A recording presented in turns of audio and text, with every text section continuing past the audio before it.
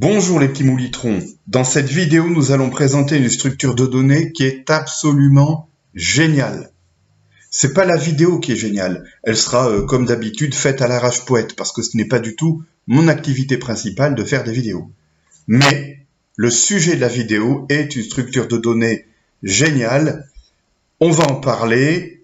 La vidéo sera sûrement un petit peu technique, mais ça vaut le coup que vous l'écoutiez jusqu'au bout. Si vous avez besoin de quelques minutes pour vous mettre dans la bonne ambiance pour écouter une vidéo pareille, eh bien, mettez-la en pause, allez chercher votre boisson préférée, attendez un petit peu, et puis enlevez la pause. Nous allons parler d'états binomiaux, à ne pas confondre avec l'état binaire évoqué dans la vidéo précédente. C'est une structure de données géniale, je crois que je l'ai déjà dit, et vous monterez en compétence si vous savez qu'elle existe et si vous comprenez comment elle fonctionne. Ce cours est accessible aux débutants à UX, désolé j'ai oublié le X.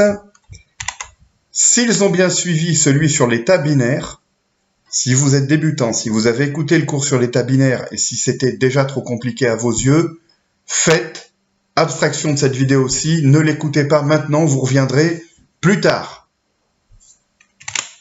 Et en plus, vous n'en avez de toute façon pas encore l'utilité. Il y a des programmeurs pas débutants du tout qui n'auront jamais besoin de coder d'états binomiaux. J'en avais moi-même pas besoin, j'ai voulu m'y attaquer juste par curiosité parce que je trouvais que la structure de données avait l'air intéressante. Première idée, un tas binomial est composé de 0, 1 ou même plusieurs arbres ayant chacun une structure de tas. Si vous ne savez pas ce que signifie structure de tas, eh bien c'est dans la vidéo précédente que je l'ai expliqué, quand je vous dis qu'il faut l'avoir écouté. Exemple, on prend un tas binomial vide et on insère dans cet ordre ces éléments-là, ou plutôt des éléments de type quelconque qui ont pour clé ces entiers-là. 3, 2, 5, 9, 8, 1, 1. On a ceci. Alors, pas de panique, on va tout expliquer. On va tout expliquer dans le détail et ça ne devrait pas être trop douloureux à comprendre pour vous. Sauf si un jour vous décidez de coder la chose peut-être, mais vous n'en êtes pas encore là. Dans ce que vous voyez là, il y a 3 petits arbres en noir et je les ai reliés par des pointillés rouges pour bien montrer qu'ils appartiennent à une seule et même structure de données. C'est toute cette structure de données qu'on appelle un tas binomial et donc effectivement dans un tas binomial il peut y avoir plusieurs arbres. Je vous laisse vérifier sur cet exemple que chacun des petits arbres a bel et bien une structure de tas. Question, quel est le temps d'accès au plus petit élément? Eh bien, le plus petit élément, pour le trouver, il faut parcourir tous les arbres qu'on a. Certes, on a besoin de regarder que leurs racines, car le plus petit élément de tout le tas est forcément dans une des racines. On pourrait penser que ça donne une complexité linéaire pour le temps d'accès au plus petit élément, ce qui serait problématique. Eh bien non, en réalité, la complexité n'est pas linéaire, elle est logarithmique et nous allons le prouver dans ce qui suit. Pour accéder au plus petit élément, il suffit d'un temps logarithmique. Attention, c'est déjà moins bon que pour un tas binaire. Pour un tas binaire, l'accès au plus petit élément se fait en temps constant. Mais les tas binomiaux ont quand même un intérêt, sinon on ne s'ennuierait pas à discuter d'une structure de données qui est quand même plus dure à comprendre que les tas binaires. Deuxième idée qui font des tas binomiaux ce qu'ils sont, la forme particulière d'un arbre. Les tas binomiaux sont constitués potentiellement de plusieurs arbres, mais on va s'intéresser maintenant à un de ces arbres, n'importe lequel.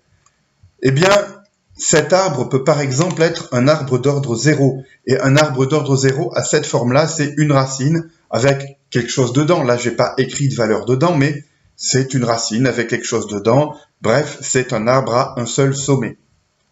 Un arbre d'ordre 1, ça va être une racine avec un premier fils. Et vous remarquez que ici, on a un arbre d'ordre 0. On peut considérer que le fils de la racine constitue à lui seul un arbre, ou plutôt un sous-arbre, comme on peut dire, d'ordre 0. Si je m'intéresse maintenant à un arbre d'ordre 2, ça ressemble à cela. il y a une racine. Le premier fils de la racine est lui-même un arbre d'ordre 1, ou plutôt, lui et ses enfants, son enfant en l'occurrence, puisqu'il n'y en a qu'un, constituent un arbre d'ordre 1, et vous avez comme deuxième fils de la racine un arbre d'ordre 0. Je ne sais pas si vous voyez bien où ça mène, mais dans ce cas, vous allez comprendre avec l'arbre d'ordre 3. Un arbre d'ordre 3 ressemble à ceci. Vous avez une racine et 3 fils. Le premier donne un arbre d'ordre 2, le deuxième un arbre d'ordre 1 et le troisième un arbre d'ordre 0. Bref, on peut généraliser. Généralisation, dans un tas binomial, un arbre d'ordre n, eh bien c'est une racine, et cette racine a exactement n fils. Le premier fils engendre un sous-arbre d'ordre n-1, pardon. Le deuxième un sous-arbre d'ordre n-2, etc. jusqu'au dernier qui est un sous-arbre d'ordre 0. Alors, ça semble difficile, parce que quand on voit ça, on imagine tout de suite que côté programmation, ça va être assez infernal de manipuler des arbres de ce genre-là. Mais en fait, sachez qu'il existe beaucoup de structures d'arbres beaucoup plus dures à manipuler dans les faits que celle-ci, y compris parmi celles que vous connaissez probablement déjà. Troisième idée, dans un tas binomial, il existe au plus un arbre d'ordre i. Dans un tas binomial, il y a soit 0, soit un arbre d'ordre 0. Il y a soit 0, soit un arbre d'ordre 1. Il y a soit 0, soit un arbre d'ordre 2, etc. Par exemple, quand on va fusionner deux tas binomiaux, si chacun des deux a un arbre d'ordre 2, on va fusionner ces deux arbres ensemble, d'une manière qui donnera un arbre d'ordre 3, on va expliquer ça tout à l'heure, et comme ça, il n'y aura plus deux arbres d'ordre 2, il y en aura même 0. Alors, s'il n'y a qu'un arbre d'ordre 3 à l'issue de cette fusion, c'est réglé, mais s'il y a un autre arbre d'ordre 3 dans le coin, on va les fusionner et obtenir un arbre d'ordre 4, etc., de sorte à ce qu'il y ait réellement, toujours, au plus, un arbre d'ordre i, quel que soit i. Voici le tas binomial qu'on a déjà montré tout à l'heure. On l'avait obtenu en insérant dans un tas binomial vide ces entiers-là dans cet ordre. Mais je ne vous ai pas expliqué ce que ça donne étape par étape quand on insère les valeurs une par une. Vous ne savez pas encore de quelle façon exactement ce tas binomial a été construit. En fait, c'est plutôt tard dans cette vidéo qu'on va vraiment expliquer comment on insère les valeurs une par une. Pourquoi ? Il y a beaucoup de choses à expliquer avant. C'est comme ça. Et notamment, une des choses qu'il est nécessaire d'expliquer avant, c'est l'algorithme qui permet de fusionner entre eux deux tas binomiaux. C'est-à-dire de prendre deux tas binomiaux et de réunir toutes les valeurs qu'ils contiennent dans un autre tas binomial. Cet algo est génialissime. Il nous garantit que le tas qu'on obtient en fusionnant deux tas binomiaux est lui-même un tas binomial qui vérifie toutes les propriétés que doivent vérifier les tas binomiaux. Bref. Mais regardez cet arbre-ci, ce tas-ci, pardon. Ajoutons maintenant les éléments 4, 6, 7, 10, 2. Alors, encore une fois, ce n'est pas maintenant, ce n'est pas tout de suite que je vais vous montrer étape par étape les éléments insérés un par un. Je vais vous montrer le résultat qu'on obtient quand on part du tas binomial que vous voyez à gauche, puis qu'on a ajouté le 4, puis le 6, puis le 7, puis le 10, puis le 2, et qu'on affiche d'un coup le résultat final. Ça donne ceci. Oui, ça vous paraît encore plus étrange. Ça vous paraît encore plus étrange. Je vous le redis, accrochez-vous, c'est un type de données qui en vaut la chandelle. Vous allez être surpris par comment on arrive à ça et quelle chose on peut obtenir en termes de performance à l'exécution grâce à ça. Vous allez être vraiment surpris, notamment par l'intelligence qu'il a fallu pour inventer une structure de données pareille. Je ne sais pas qui sont les inventeurs d'ailleurs d'états binomiaux. Hein. J'ai sûrement dû le lire sur Wikipédia ou ailleurs, mais ça m'est déjà sorti de la tête. Bref, petite remarque, dans ce deuxième tas binomial à droite, il y a plus d'éléments que dans celui de gauche, et pourtant ils sont répartis dans moins d'arbres.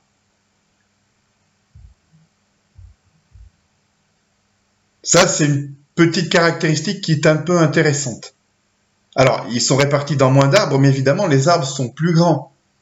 Sauf que, comme chacun des arbres a une structure de tas, ils peuvent croître énormément en taille, ils auront quand même une hauteur qui croît, elle, lentement.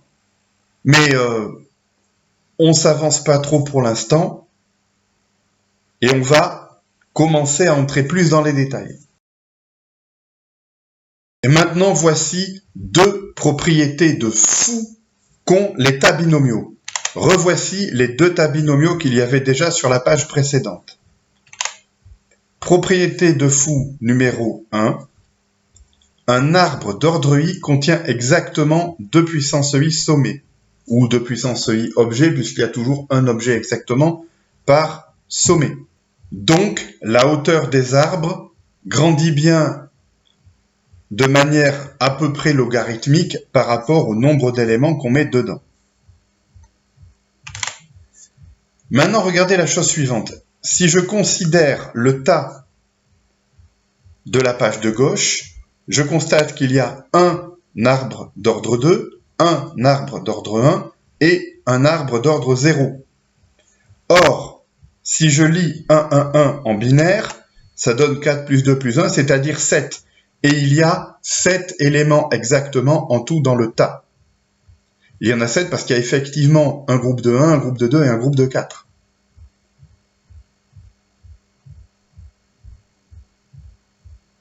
Est-ce une coïncidence? Non. Regardez maintenant le tas binomial qui est à droite.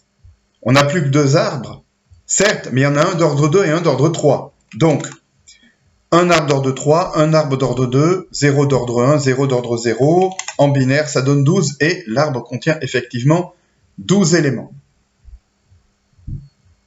Dans la mesure où on s'assure qu'il n'y a jamais plus d'un arbre d'ordre n, et dans la mesure où un arbre d'ordre n contient exactement 2 puissance n objets, eh bien, il est normal qu'on ait l'écriture en nombre binaire du nombre total de sommets d'un tas binaire quand on place comme ça des 1 et des 0 selon que l'arbre d'ordre i existe ou non. D'où la propriété de fou numéro 2, l'écriture en binaire, alors entre guillemets, du nombre d'arbres de chaque ordre est égale au nombre de sommets lui-même écrit en binaire. Donc, vous pouvez vous demander à quoi ça sert de remarquer ça. Eh bien, ça sert à au moins une chose qui est géniale, c'est que ça sert à prouver que quand on a n éléments en tout dans notre tas binaire, eh bien, le nombre d'arbres nécessaire pour représenter ce tas est de l'ordre du logarithme à base 2 de n, parce que le nombre de chiffres qu'il faut pour écrire le nombre n en binaire est lui-même de l'ordre du logarithme à base 2 de n, voire exactement le logarithme à base 2 de n. Donc là, on vient de prouver, mine de rien, que effectivement, pour trouver la plus petite valeur qu'il y a dans tout le tas, eh bien, ça se fait en temps logarithmique, puisqu'il suffit de regarder la racine de chacun des environ log de n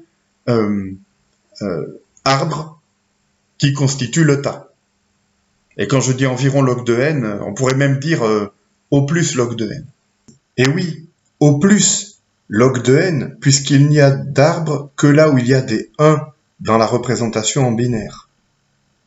Donc, pour qu'il y ait exactement log de n arbres dans le tas, il faut qu'il y ait que des 1, ce qui n'est généralement pas le cas. Propriété de fou numéro 3. Voici un des arbres qui figurait dans un des deux tas de la page précédente. Et ôtons-lui son plus petit élément, c'est-à-dire celui qui est dans la racine. On obtient alors ceci, et si j'ai remis des petits pointillés en rouge, c'est parce que ce qu'on obtient, c'est de nouveau un tas binomial, et ce sans aucune réorganisation. On a juste eu à supprimer la racine, on n'a rien fait d'autre. Et ça, c'est la propriété de fou numéro 3, et c'est super utile, c'est pas juste joli théoriquement, c'est très utile parce que vous allez voir que quand on doit supprimer le plus petit élément du tas, ça va beaucoup aider. Voyons maintenant l'algorithme de fusion de deux tas binomiaux. C'est vraiment le cœur du génie de cette structure de données. Voici un premier tas binomial qui est exactement un de ceux qu'on a déjà vus. Et puis en voici un nouveau, obtenu en partant d'un tas binomial vide et en ajoutant dans cet ordre 6, 8, 7, 4, 2 et 3. Je les appelle tas 1, tas 2, histoire de faire simple. Alors, première remarque, seul le tas 1 a un arbre d'ordre 1. Alors, j'ai écrit une bêtise. Il faut lire « seul le tas 1 a un arbre d'ordre 0 ». Voilà, l'arbre a un seul sommet, c'est un arbre d'ordre dit 0. Donc, dans ce sommet d'ordre 0, il y a la valeur 1. Donc, j'envoie 1 sur la sortie. Voilà, j'ai tas 1, j'ai tas 2, et j'ai sorti, c'est le tas que je suis en train de créer, qui sera une fusion des deux autres. Donc, récapitulons, si dans la sortie, il y a un arbre d'ordre 0 qui contient un 1, c'est parce qu'en fait, l'arbre qui contient juste le 1 dans le tas 1, je l'ai coupé du tas 1 en quelque sorte, et je l'ai envoyé dans la sortie. Et maintenant, je vais m'occuper des arbres d'ordre 2, et là je me suis encore trompé, mais au moins j'ai fait une erreur qui est cohérente avec la précédente. Je cherche pas les arbres d'ordre 2, mais les arbres d'ordre 1. Donc, les deux tas ont un arbre d'ordre 1. Dans le premier, il y a un arbre qui contient 1 et 8, et dans le deuxième, il y a un arbre qui contient 2 et 3. Ils sont chacun l'arbre d'ordre 1 du tas dont ils viennent. Eh bien, une fois qu'on les a repérés, ces deux petits arbres-là, magie expliquée sur la page suivante. Tout simplement, on fusionne ces deux arbres, ce qui donne ceci. Généralement, deux arbres d'ordre n sont fusionnés en un seul arbre d'ordre n plus 1, et cette opération se fait en temps constant. Il suffit d'ajouter l'arbre dont la racine est la plus grande comme nouveau fils gauche de la racine de l'autre arbre. C'est ce que j'ai fait là. J'avais l'arbre 1,8 et l'arbre 2,3. Si je regarde les deux racines des deux arbres, la plus petite des deux racines, c'est celle qui contient 1. Donc, je prends l'autre arbre, celui qui contient 2 et 3, et j'en fais le nouveau fils gauche, le nouveau premier fils de l'arbre qui contenait la plus petite des racines. Ça donne bien l'arbre 1, 2, 8, 3 qu'on voit à droite. Attention, à ce stade dans l'affaire, on a trois arbres d'ordre 2. Mon arbre 1, 2, 8, 3 là, c'est un arbre d'ordre 2, mais dans les deux tas binomiaux qu'on est en train de fusionner, il y en a deux autres. Il y en a un dans le tas 1, un dans le tas 2, c'est pas la peine que vous reveniez à la page d'avant pour vérifier, parce que de toute façon, on va remontrer les tas 1 et 2 à la page d'après. Et donc, il y a un troisième arbre d'ordre 2 maintenant, qui est celui issu de la fusion des deux arbres d'ordre 1. Et lui, ce troisième, on le voit encore sur cette page, c'est 1, 2, 8, 3, vous avez suivi. Là, on peut se dire, oulala, on en a 3, c'est gênant, qu'est-ce qu'on va faire? Non, non, mais ça va bien se passer sur la page suivante. On commence par rappeler ce qu'il y avait dans les tas 1 et 2. Voici le tas 1. J'ai barré son arbre d'ordre 0 parce que on l'a déjà envoyé vers la sortie, rappelez-vous de ça. Et j'ai barré son arbre d'ordre 1 parce qu'il a été fusionné avec un arbre d'ordre 1 du tas numéro 2 pour donner un nouvel arbre qui pour l'instant n'appartient à aucun tas. Du côté de l'ordre 2, eh bien pareil, il y a son arbre d'ordre 1 qui est parti pour fusionner avec le 1,8 qui venait de l'autre côté.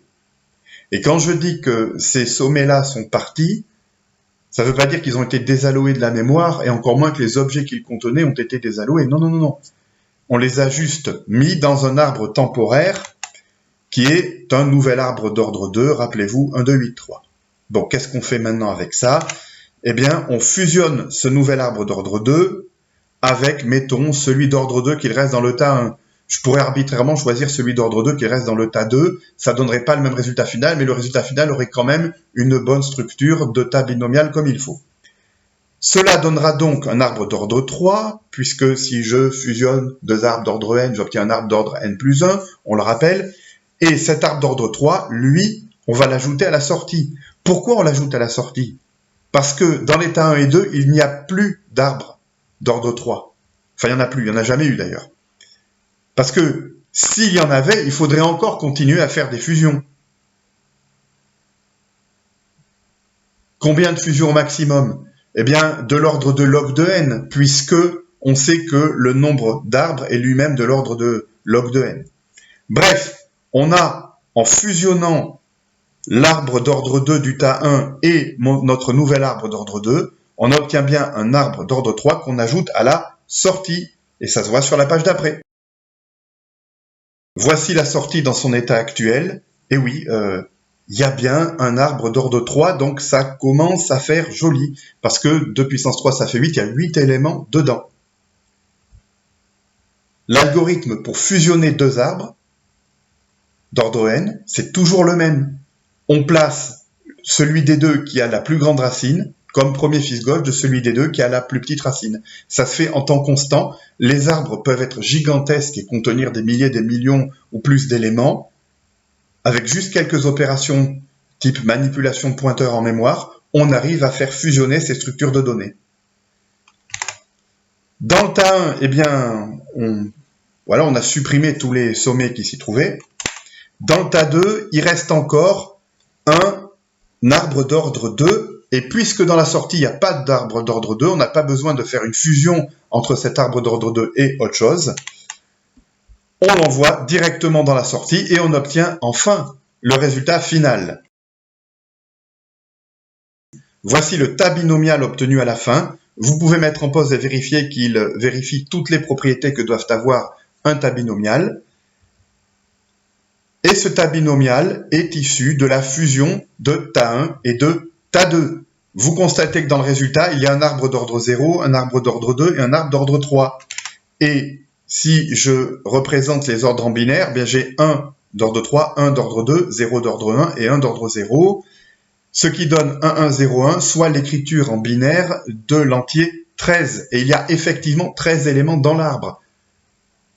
Ah, quand je vous dis que toutes les propriétés sont vérifiées, toutes les propriétés sont vérifiées. On a expliqué tout à l'heure cette magie-là, ça ne doit plus vous surprendre. Mais enfin, c'est beau quand même. Quant au tas 1 et au tas 2, eh bien, on a déplacé tous leurs sommets ailleurs, dans le tas obtenu en sortie. Donc, on peut finir de libérer la mémoire de toutes les structures de données, de toutes les données qui représentaient les structures tas 1 et tas 2. Oui, c'est vrai, dans les cours d'algorithmique, c'est très rare qu'on parle de la libération de la mémoire. Récapitulons maintenant l'algorithme de fusion parce qu'on l'a montré en l'exécutant à la main. Maintenant, on voudrait avoir une vue d'ensemble et vous allez voir qu'on peut l'écrire en une seule page et qu'il a l'air vraiment pas compliqué. L'implémenter dans un programme qui fonctionne, c'est autre chose en termes de difficulté, je vous le garantis. Chaque tas binomial est une séquence d'arbres d'ordre croissant. J'ai mis séquence et je vous laisse choisir quelle séquence vous voulez choisir pour votre implémentation, mais disons que puisqu'il faut d'une manière ou d'une autre que les arbres soient réellement ordonnés par ordre croissant, il peut être plus pratique que la séquence soit un tableau, quitte à ce que ça soit un tableau à trous. Si vous faites ça avec des listes chaînées, par exemple, je pense que côté code ou côté performance à l'exécution, ça aide pas trop. Quoique une partie des problèmes que j'ai eus en codant des tas binomiaux, ça venait du fait que mes tableaux à trous étaient bel et bien à trous et ça a entraîné quelques petits soucis. C'est que ça a l'air de rien, mais j'ai pas l'habitude de travailler avec des tableaux à trous, mais plutôt avec des tableaux bien pleins. Pour chaque ordre présent dans au moins un des deux tas, si un seul des deux tas contient un arbre de cet ordre, alors on l'envoie directement vers la sortie. C'est ce qui s'est passé dans notre exemple de tout à l'heure. Un seul des deux tas avait un arbre d'ordre 0, donc on l'a envoyé tel quel vers la sortie. On n'a pas eu à le fusionner avec autre chose. Sinon, on fusionne les deux arbres de même ordre n, ce qui se fait en temps constant, on le rappelle, et donne un arbre d'ordre n plus 1. Si cet arbre d'ordre n plus 1 est le seul présent, on l'envoie vers la sortie directement. Sinon, on le fusionne avec un autre arbre d'ordre n plus 1, n'est-ce pas? Et on obtient un arbre d'ordre n plus 2. Et, eh bien, on revient là. Après, si l'arbre d'ordre n plus 2 est le seul présent, on l'envoie vers la sortie. Sinon, on le fusionne et on obtient un arbre d'ordre n plus 3, etc., etc. C'est obligé qu'à un moment, ça s'arrête, puisque le nombre d'arbres de chaque tas binomial est, comme on l'a vu, très limité. c'est-à-dire très très très petit par rapport au nombre de sommets total qu'il contient. Étudions maintenant la complexité en temps de l'algorithme de fusion de deux tas binomiaux. À chaque itération, on a au maximum 3 arbres à examiner. Un qui vient du tas 1, un qui vient du tas 2, et un qui est peut-être déjà le résultat d'une fusion entre 2 arbres. Et le nombre total d'itérations sera de l'ordre du nombre total d'arbres à envoyer vers la sortie, c'est-à-dire l'ordre de logarithme à base 2 de n. On a déjà justifié que ce nombre d'arbres sera de l'ordre de logarithme du nombre total d'éléments. On a déjà justifié en parlant tout à l'heure de la fameuse écriture en binaire. La fusion de deux tas binomiaux se fait donc en log de n, même en log à base 2 de n, mais bon, contre n fois log de n pour les tas binaires. Autrement dit, il faut beaucoup moins d'opérations, en tout cas quand n commence à être grand, pour faire fusionner deux tas binomiaux que deux tas binaires. Alors, autant accéder au plus petit élément d'un arbre. C'est plus rapide dans un tas binaire que dans un tas binomial. Autant, si vous avez besoin de fusionner souvent des arbres contenant beaucoup de données, des tas contenant beaucoup de données, il vaut mieux que ce soit des tas binomiaux plutôt que des tas binaires, même si c'est autrement plus dur à coder.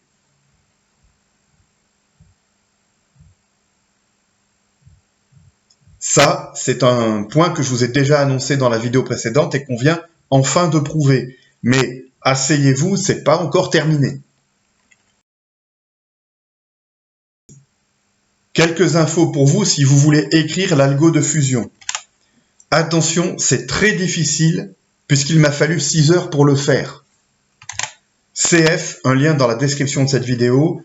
Il y a un lien vers une vidéo qui sera à durée de vie limitée, c'est-à-dire qui sera supprimée au bout d'un moment, une vidéo qui dure effectivement presque 6 heures, dans laquelle, en partant de zéro, j'écris un module qui permet de gérer des tas binomiaux. Et l'algorithme de fusion, effectivement, c'est surtout à cause de lui que ça a été si long. Le débogage a été éreintant.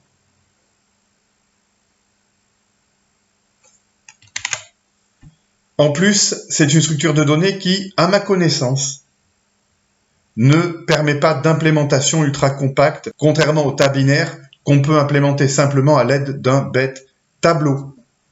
CF la vidéo sur les tas binaires, je vais remettre le lien dans la description. J'ai un peu compensé ce problème grâce à ma manière de gérer la mémoire en C. J'ai même des résultats récents intéressants sur ma façon de gérer la mémoire en C que j'ai pu prouver grâce à cette implémentation d'états binomiaux.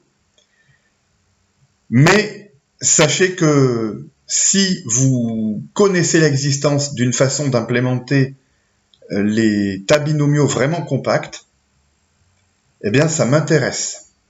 Parce qu'en améliorant sa localité en mémoire, je pense qu'on pourrait augmenter encore beaucoup les performances de la chose. Et là encore, CF une vidéo, je mets le lien dans la description de celle-ci, une vidéo dans laquelle je compare les TB au TB. Il faut lire les tas binomiaux aux tas binaires.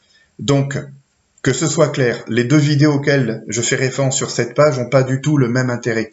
La grosse vidéo de 6 heures, c'est juste pour dire, regardez, j'ai su faire ça. J'ai galéré, mais j'ai su le faire. Voilà. Maintenant, elle n'a aucun intérêt, il n'y a pas de son, j'explique rien.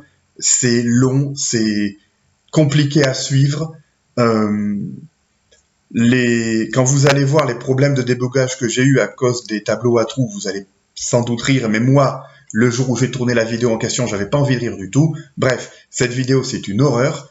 En revanche, l'autre vidéo dans laquelle je fais des tests pour comparer en pratique les différences de performance entre les tas binaires et les tas binomiaux, pas uniquement pour ce qui est de la fusion d'états, parce que si je testais que sous cet angle-là, il est évident qu'au-dessus d'un certain nombre d'éléments, les tas binomiaux auraient une victoire écrasante sur les tas binaires. Mais j'ai voulu faire quelque chose de plus nuancé que ça, et effectivement, au bout d'un moment, les tas binomiaux deviennent supérieurs aux tas binaires en termes de temps d'exécution, mais il faut je sais plus combien de millions d'éléments et de sommets dedans pour que l'avantage soit vraiment aux tas binomiaux. D'après mes tests. D'après les vôtres, ce sera peut-être autrement si vous en faites. D'ailleurs, je m'interroge sur la pertinence d'utiliser les tas binomiaux dans le cas d'application temps réel.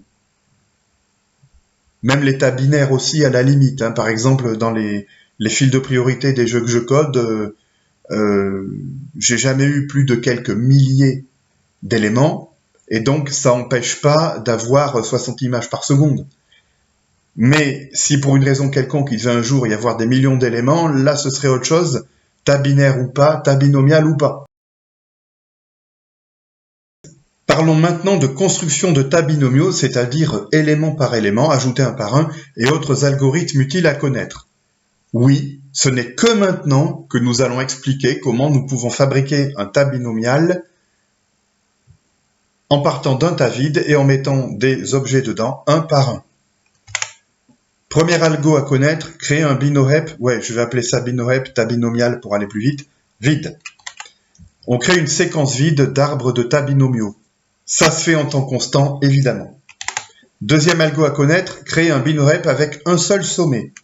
Alors, créer un binohep vide, ok. Ajouter un arbre d'ordre 0 qui contient un seul sommet, ok.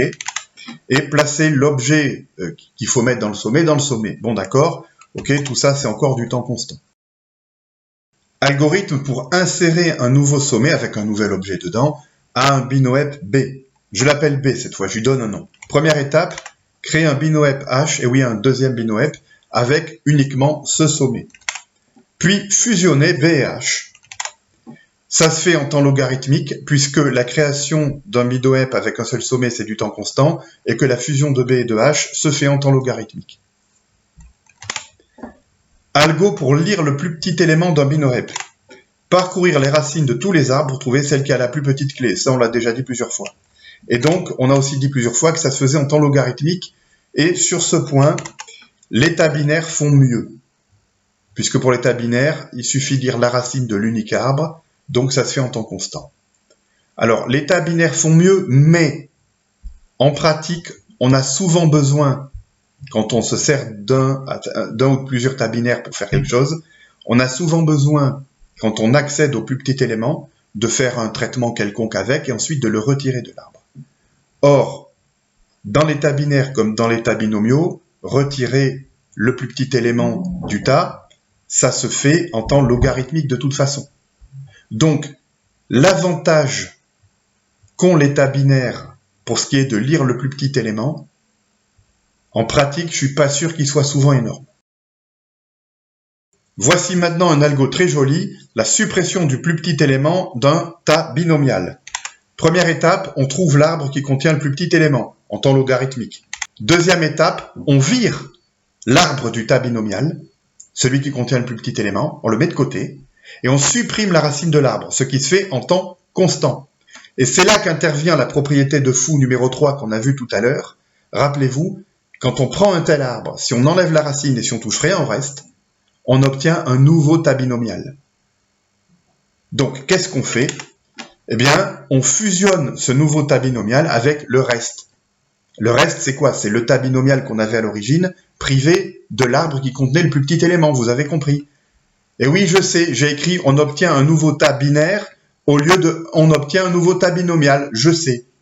En tout cas, puisque la fusion est, on le répétera jamais trop, en temps logarithmique, la suppression du plus petit élément d'un tas binomial se fait en temps logarithmique elle-même. Et enfin, fusionner deux tas binomiaux, c'est en temps logarithmique. Je sais, c'est au moins la 12e fois que je le dis, je sais, mais voilà, ça fait partie des critères pour comparer les tas binaires et les tas binomiaux.